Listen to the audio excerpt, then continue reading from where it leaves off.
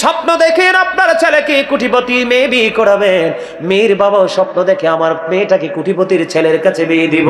কিন্তু বন্ধু আল্লামা ইবনে হাজার আসকালানি হাসান ইবনে জাকওয়ান থেকে তিনি বর্ণনা করেছেন, তোমরা ধনী লোকের সন্তানের সাথে ওঠা বসা করো না, কারণ ধনী লোকের সন্তানেরা ম্যাক্সিমাম সমাজের জন্য অভিশাপ।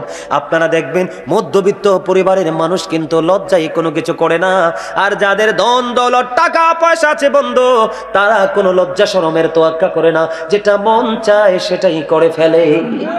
কথা আছে না নাই?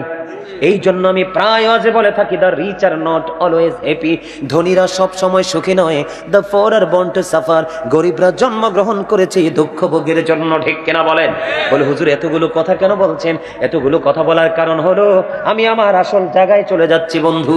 বন্ধু, ধনী লোকের ছেলেরা পর্দার তোয়াক্কা করে না, ধনী লোকের মেয়েরা পর্দার তোয়াক্কা করে না। করে কি করে না? ধনী লোকের ছেলেরা বউকে ছেড়ে দিতে হবে নাকি রাখতে হবে সেই তোয়াক্কা করে না। ও বন্ধু, ধনী বাপের বেটিও এই স্বামীর ঘর করতে হবে কি হবে না সেটার তোয়াক্কা করে না, কারণ বাবার তো বস্তা ভরা টাকা আছে, টাকা দিয়ে কি করে দিতে পারবে? ফিল আপ করে দিতে পারবে। ছেলে এবং মেয়ে উভয় ক্ষেত্রে বন্ধু এইরকম। কারণ বললে হুজুর এখানে আসলেন কেন গো? আপনাদের গ্রামে গ্রামে ছেলে বউ আর বউয়ের ছেলে আর ছেলের বউর ঝগড়া আছে না নাই? ছেলে স্বামী স্ত্রীর হক আদায় করে না, এবং স্ত্রীও স্বামীর হক আদায় করে না। স্বামী পর্দা করে চলে না, স্ত্রীও পর্দা করে চলে না, আছে না নাই? আল্লাহ কোরআনে বলেছেন আশিরুহুন্না বিল মারুফ, তোমরা সুন্দরভাবে জীবন যাপন করো। কাকে বলেছে? স্বামী এবং স্ত্রীকে বলেছে। জোরে জোরে কন্যা সুবহানাল্লাহ। আমার ওয়াজটা কি শুনবেন নি নাকি বিরক্তি চলে আসছে আপনাদের? বিরক্তি চলে আসছে। আমি ধীরে ধীরে বন্ধু ভিতরের দিকে যাব। আগে আমি পর্দাটা নিয়ে একটু আলোচনা করব না স্বামী স্ত্রী নিয়ে? স্বামী স্ত্রী ঠিক আছে, জামাল কইছে স্বামী স্ত্রী নিয়ে ওয়াজ করতে। আগে স্বামী স্ত্রীর ওয়াজে চালাই। ইসমাইল কি কও? সবুজ কি কও? হ্যাঁ, আগে স্বামী স্ত্রী। হ্যাঁ, স্বামী স্ত্রী না। আচ্ছা, আমার চাচাও কইছে স্বামী স্ত্রী। আজ বুঝছি তো, আমি গেট আপ দেখে তো বুঝছি সভাপতি যে। আলহামদুলিল্লাহ কন না কেন? আরো জোরে, আরো জোরে কন আলহামদুলিল্লাহ। এই মাহফিলের যিনি কর্তৃপক্ষ, একটা ছেলে যে আসছিল, আপনার কি জানি বলে একটা, উনি তো আপনার ছেলেটাকে বলেন, ওনার নাম তো জানি না, উনি একটু চা খাইতে চাইছিল। আমি কিন্তু ওই সময় দেখছি উনি পিছন দিয়ে ডাকছিল, কিন্তু শোনেন নাই। ওনার জন্য একটু চায়ের ব্যবস্থা করেন। আলহামদুলিল্লাহ বলেন। চাটা কেন জানেননি? কারণ আসল বিষয়টা চয়েস করছে, এই জন্য চাটার অর্ডারটা দিছি। আলহামদুলিল্লাহ কর না কেন? আরো জোরে। আরো কথা আছে, পরে বলবো। এই আমিও শুনবো আনি। আপনি সব বললেন। আলহামদুলিল্লাহ বলেন। একটু মহব্বতে আরো জোরে কর আলহামদুলিল্লাহ। স্বামী স্ত্রী আমাদের মধ্যে অনেকে আছে স্বামী স্ত্রীর সম্পর্ক বর্তমানে বাংলাদেশের, আমার দিকে তাকানো বন্ধু, মাঝে মাঝে একটু হাসাই যেন ক্লান্তি না আসে, আপনাদের মধ্যে যেন কোনো ধরনের ভারী মনোভাব না আসে। আমার দিকে তাকান বন্ধু, স্বামী স্ত্রীকে আমার আল্লাহ বলেছেন সুন্দর করে চলার জন্য, মোহাব্বত লাগায়া চলার জন্য। ও বন্ধু আমার দিকে তাকান, আমি আপনাদেরকে বলে দিই, আমার দিকে তাকান, কথা বলা যাবে না। আমি কি বলতে চাই, আল্লাহ রসুল বলেছে ওই যেই স্বামীটা পান খায় কি খায়? কথা বলেন, যেই স্বামীটা কি খায়?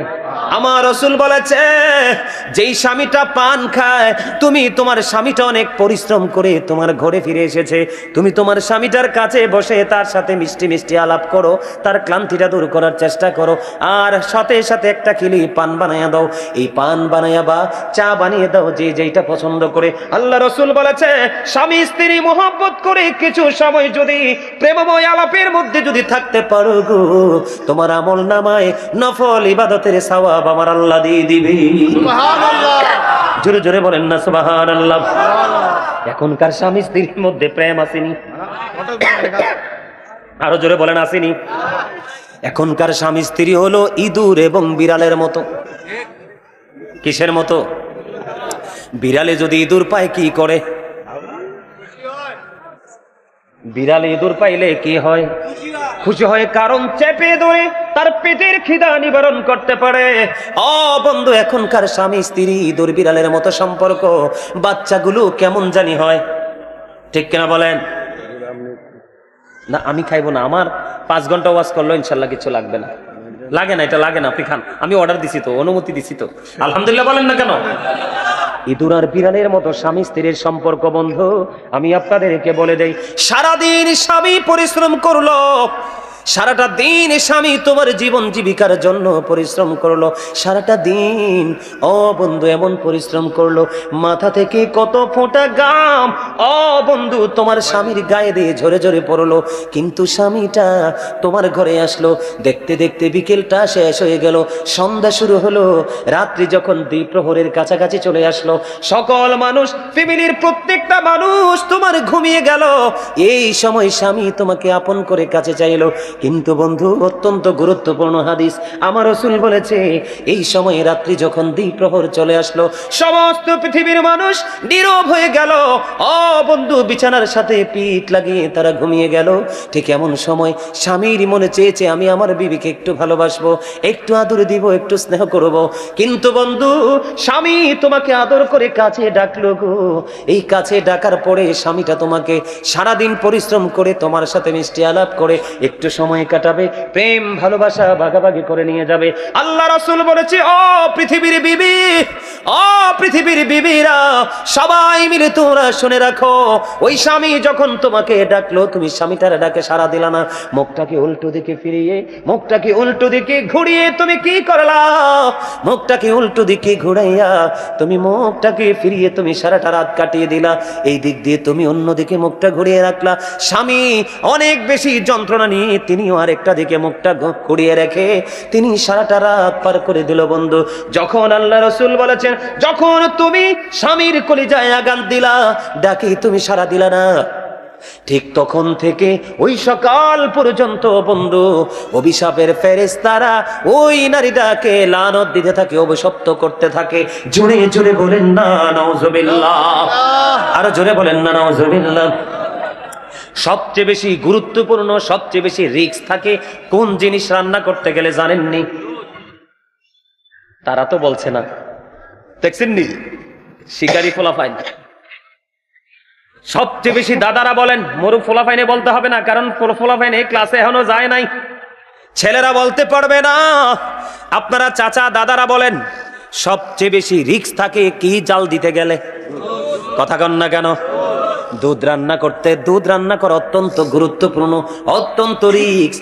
একটা বার যদি দুধ উতরাইতে পারে, নিচের দিক দিয়ে যদি চুলাটা না কমায়, পুরো দুধ বন্ধু পোহাপো চুলাই পড়ে যাবে। বলে হুজুর আপনি জানেন কেমনে? আমি জানি, কারণ আমি মায়ের সাথে এমন কোনো কাজ বাদ নাই যে আমি করি নাই। আলহামদুলিল্লাহ কন্যা কেন? মায়ের কাপড় কাচা থেকে, ডেক মাজি দিয়ে থাকা থেকে, মায়ের ফ্যামিলির কাজ যতগুলো করা দরকার প্রত্যেকটা কাজ আমি আমার মায়ের সাথে করেছি। আপনি প্রশ্ন করলে সঠিক উত্তর আমি দিতে পারবো বন্ধু।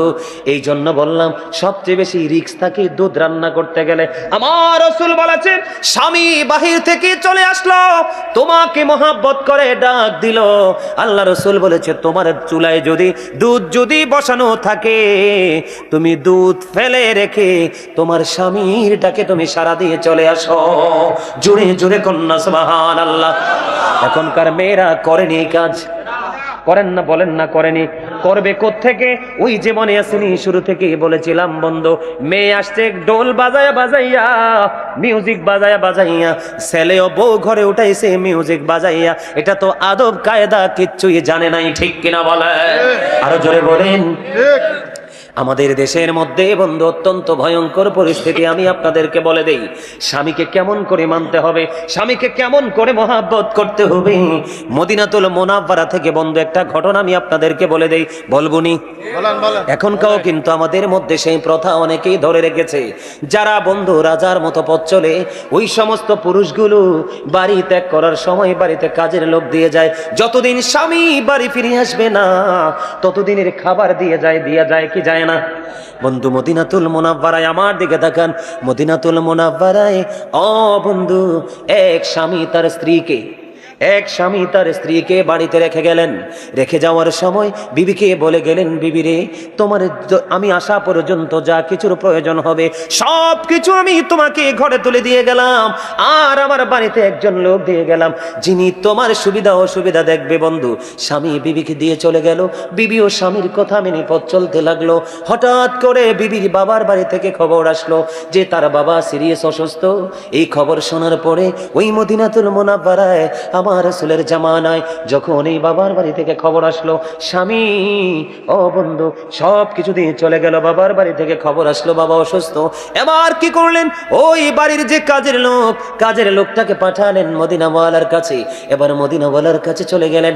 যাওয়ার পরে বললেন, ইয়া রাসূলুল্লাহ, ইয়া হাবিবাল্লাহ, নবী গো, ও প্রাণীর নবী, আমার যে মালিকিনী তেনাকে ওনার স্বামী বাড়িতে রেখে গেছে। এখন ওনার বাবার বাড়ি থেকে খবর আসলো, ওনার বাবার বাড়ি থেকে বন্ধু খবর আসলো ওনার বাবা অসুস্থ, কিন্তু ওনার স্বামী বলে গেছে আমি না আসা পর্যন্ত তুমি আমার সীমানা ত্যাগ করতে পারবা না। এই কথা বলার পরে আমার নবীজি জানিয়ে দিলেন, না না না, যদি তার স্বামী যদি তাকে এমন অর্ডার করে থাকে তাহলে সে তার বাবার বাড়ি যেতে পারবে না। বন্ধু, এত ভদ্র এত জেন্টেল আমরা সবাই জানি, সন্তান আলেম হলে বাবা মা জান্নাতে যাবে। না না না, ও বন্ধু, শুধু ছেলেদের কারণে বাবা মা জান্নাতে যাবে এমনটি নয় রে। সত্যিকারের প্রেমময় মেয়ে যদি তুমি দুনিয়াতে আনতে পারো, আল্লাহ যদি তোমাকে দেয়, এই মেয়ে তোমাকে জান্নাত পর্যন্ত পৌঁছে দিতে পারে। জোরে জোরে বলেন না সুবহানাল্লাহ, আর জোরে বলেন না সুবহানাল্লাহ। আপনার মনোযোগ আমার কাছে অত্যন্ত চমৎকার লাগছে, এই জন্য বলছি। যদি ভালো লাগে বসে যান। এই ভাইকে বসতে জায়গা দাও দাও। আলহামদুলিল্লাহ বলেন, আরো জোরে বলেন না, আরো জোরে। আলহামদুলিল্লাহ। আরে আলহামদুলিল্লাহ বলেন না। আমি ওয়াজ করতেছি, আমি ক্লান্ত হই না, আপনারা শুনতে শুনতে ক্লান্ত হয়ে গেলে হইব? কথা কন না কেন? কত গুরুত্বপূর্ণ ওয়াজ জানে, এগুলো আমাদের জানা নাই। এই জন্যই আমাদের সমাজের মধ্যে এত যন্ত্রণা। প্রত্যেকটা এলাকায় ঘরে ঘরে সবচেয়ে বেশি যন্ত্রণা, এটা বিপজ্জনক যন্ত্রণা হলো স্বামী স্ত্রী বাবা মা।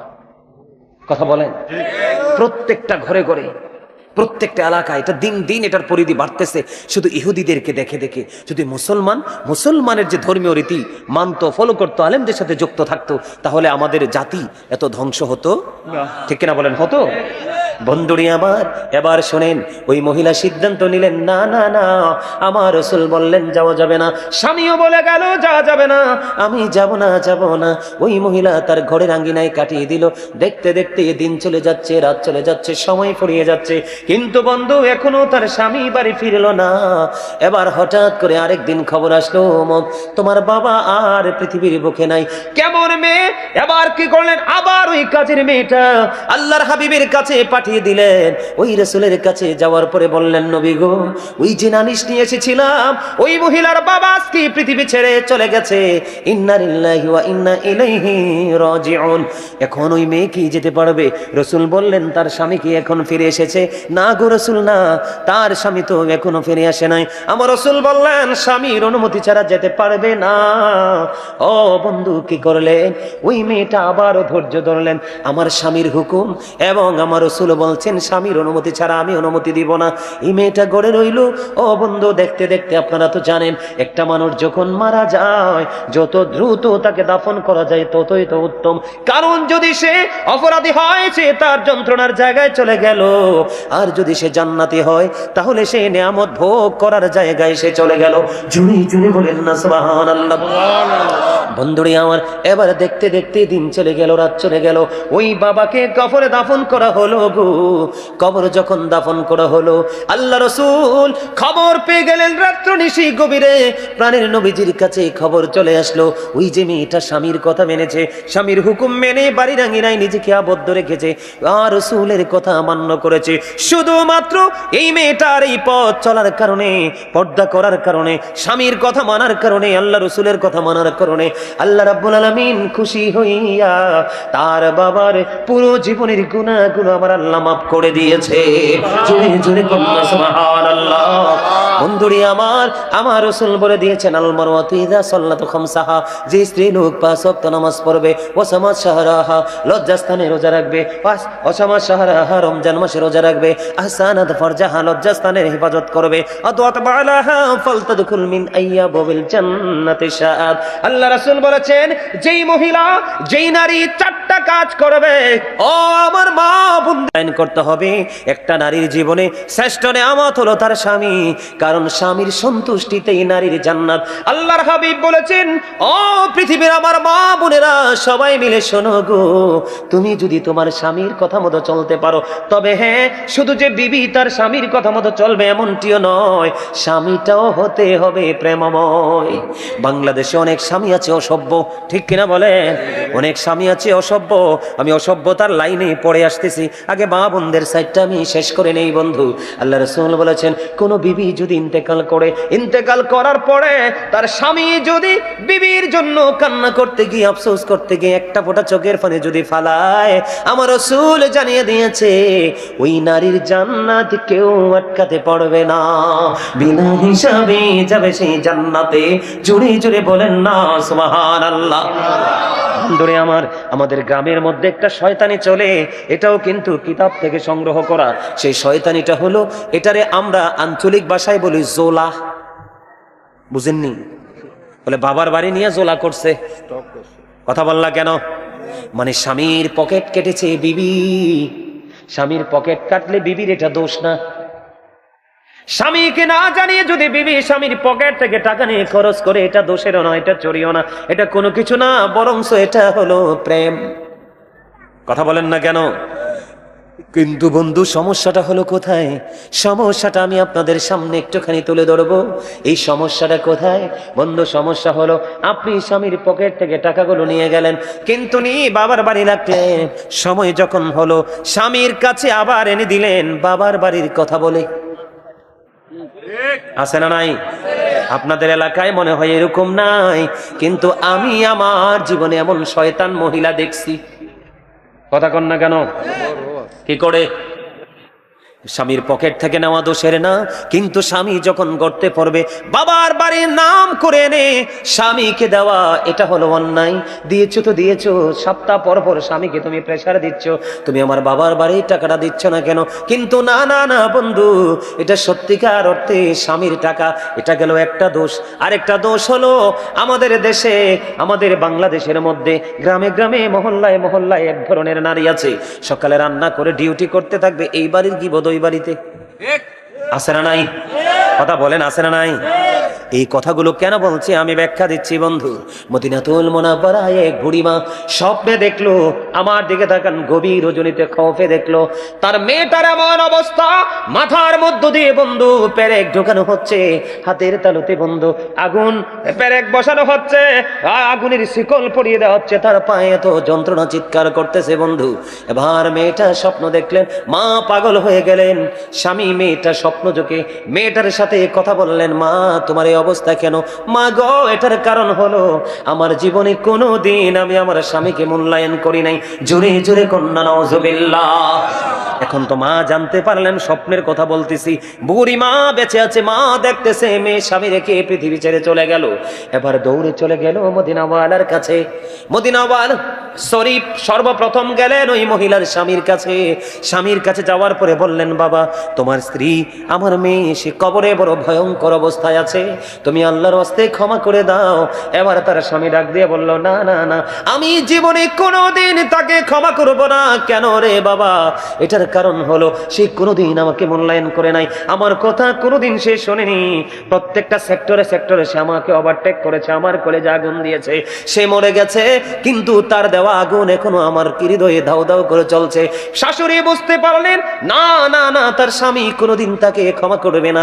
এবার তিনি দৌড়ে চলে গেলেন মদিনাওয়ালার কাছে। ইয়া রাসূলুল্লাহ, ইয়া হাবিবাল্লাহ, নবী গো, ও নবী, আমি খৌফে দেখেছি আমার মেয়েটা অত্যন্ত ভয়ঙ্কর বিপদে আছে, আর একটা মাত্র কারণ, সে তার স্বামীর অসন্তুষ্ট, স্বামী তার উপর অসন্তুষ্ট। আমি আমার ওই মেয়ের হাজবেন্ডের কাছে গিয়েছি, সে বলেছে সে ক্ষমা করবে না।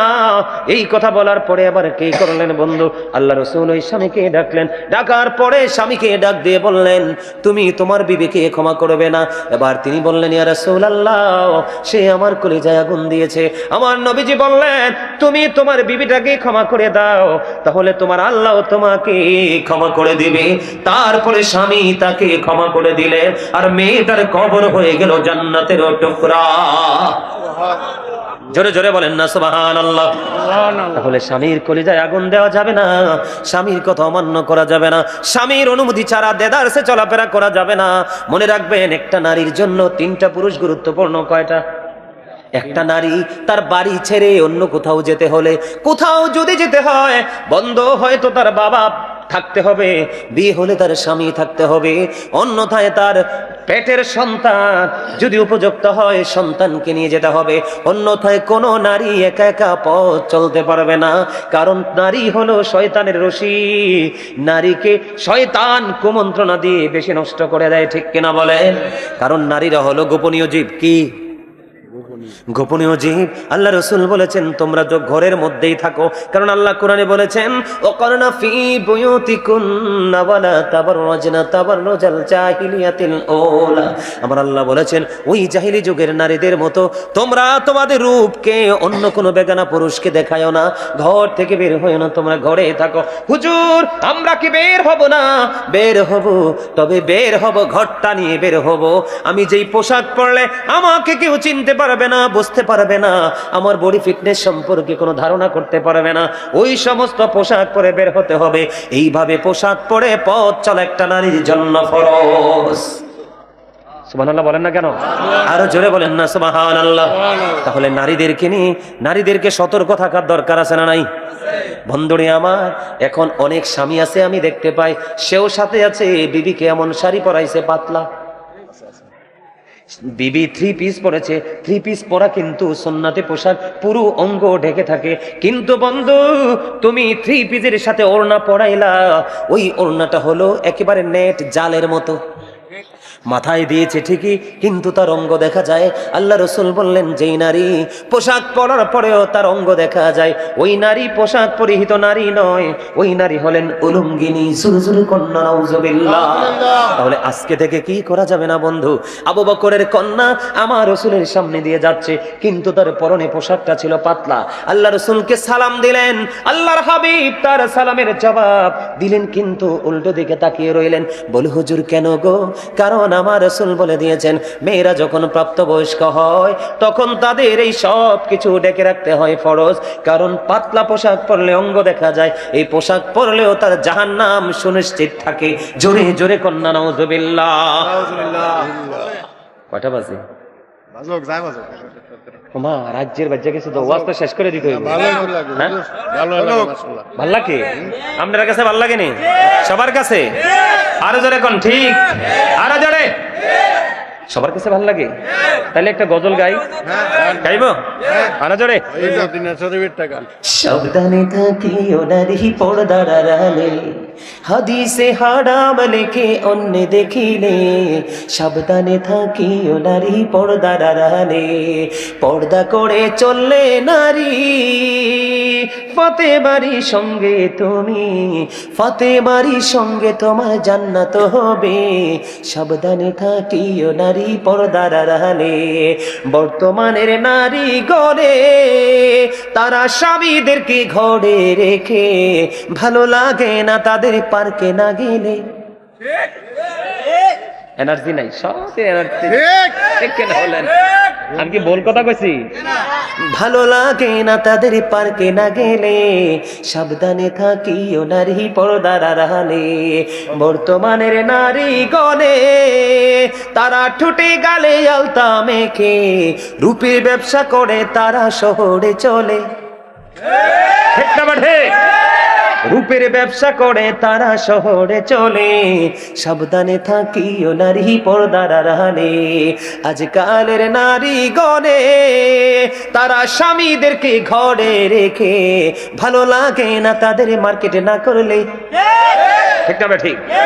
ভালো লাগে না তাদের মার্কেটে না করলে। সাবধানে থাকিও নারী পর্দার আড়ালে। ঠিক না বেঠি? আরো করে বলেন। এটার জন্য কিন্তু বিবি জাহান্নামে যাবে না, এটার জন্য কিন্তু বিবি দায়ী হবে না। প্রত্যেকটা স্বামীর কাঁধে তুলবে জাহান্নাম নামক বাঁশ। কথা বল না কেন? কারণ বিবি তো আপনার, রাখবেন কিভাবে ডিসাইড করবেন আপনি, আপনি তো ছেড়ে দিয়েছেন। ঠিক কিনা বলেন? তাহলে বন্ধু, বাবা মা, স্বামী এবং সন্তান সবাইকে অ্যালার্ট থাকতে হবে, ছেড়ে দিলে চলবে না। আপনার আমার প্রাণের রাসূল তিনি কি বলে দিয়েছেন? আমার দিকে তাকান। আমাদের সমাজের মধ্যে কিছু নারী আছে পুরুষের মতো চলে। আমার কথা কয় না কেন? আছে না নাই? দাদা ভাই আসেনিও? আছে না? দেখবেন ছেলের আর গেঞ্জি পরে, ও যুবক তোমরা কেন বোঝো না, আমি কিন্তু শপিং করতে যাই, আমার সে ভালো শপিং এখানে আপনারা কেউ করতে পারবে না। মহিলাদের জিনিস আমার চেয়ে ভালো কেউ করতে পারবেন না। বলে হুজুর কেন? আমার ফ্যামিলির কোনো মহিলা বাইরে এসে বাজার করে না। যদি কাপড় কিনি সেটাও আমি, 3 পিস কিনি আমি, জুতাও কিনি আমি, সব কিছু কিনে দেই আমি আমার পরিবারকে। আমার ফ্যামিলি কিন্তু জয়েন্ট ফ্যামিলি। কাপড় কিনলে অনেকগুলো কিনতে হয়, জুতা কিনলে অনেকগুলো কিনতে হয়, অন্ধ এমনি করে করে সব কিছু আমি কিনে দিই, কখনো কোনো তাদের কোনো অভিযোগ থাকে না। বলে হুজুর কেন বললেন? এটা বলার কারণ হলো আমি যখন শপিং মলে যাই, পুরুষের শুধু কয়েকটা জিনিস আমি খুঁজে পাই, একটা লুঙ্গি, একটা প্যান্ট, একটা পায়জামা, একটা ট্রাউজার, একটা টি শার্ট, আরেকটা গেঞ্জি, এই তো। পুরুষের কি শেষ না? আর কি কিছু আছে? কিন্তু বন্ধু তুমি মার্কেটে যাও গো, যাওয়ার পরে তুমি 1 পিস থেকে 2 পিস থেকে 3 পিস থেকে 4 পিস থেকে, ও বন্ধু তুমি যত তুমি মার্কেটে ঘুরবে শুধুই নারীদের পোশাক। কিন্তু ওই হতভাগা নারীটা কতই হতভাগা, এত সুন্দর সুন্দর ড্রেস থাকার পরেও, এত সুন্দর সুন্দর পোশাক থাকার পরেও বাজারে গিয়ে একটা বন্ধু হাফাতা গেঞ্জি কিনে আনে, বাজারে গিয়ে একটা শার্ট কিনে আনে। আছে না নাই? আমি আপনাদেরকে বলে দিই, আগামী দিন থেকে বলবেন গাজী সুলাইমান বানিয়ে কোনো কথা বলছে কিনা।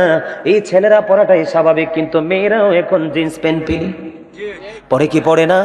বন্ধুরি আমার, আমি আপনাদেরকে আজকে বলে দেই, কারণ নারীরা হলো সবচেয়ে সম্মানী, ফুটন্ত ফুলের মতো, মায়ের মতো, মায়ের যা তারা সর্বোচ্চ সম্মানী। কিন্তু বন্ধু তার উল্টো দিকে গেলে এটা শয়তানের রশিও। কথা কন না কেন? পৃথিবীর বুকে যত পুরুষকে ফান্দে ফালিয়েছে, যত পুরুষকে ধ্বংস করেছে নারীরাও। কারণ আপনাকে মনে রাখতে হবে, যেখানে একজন বেগানা পুরুষ থাকে, যেখানে আরেকজন বেগানা নারী থাকে, এখানে তৃতীয় জন থাকে বন্ধু শয়তান। ঠিক কিনা বলেন? এই জন্য আমি বলে দিতে চাই, ও বন্ধু, নারীদের পোশাক পুরুষের জন্য আর পুরুষের পোশাক নারীদের জন্য। এই দুইটা শ্রেণীকে আমার রাসূল অভিশপ্ত বলে গেছেন। জোরে জোরে কন্যা নাউজুবিল্লাহ।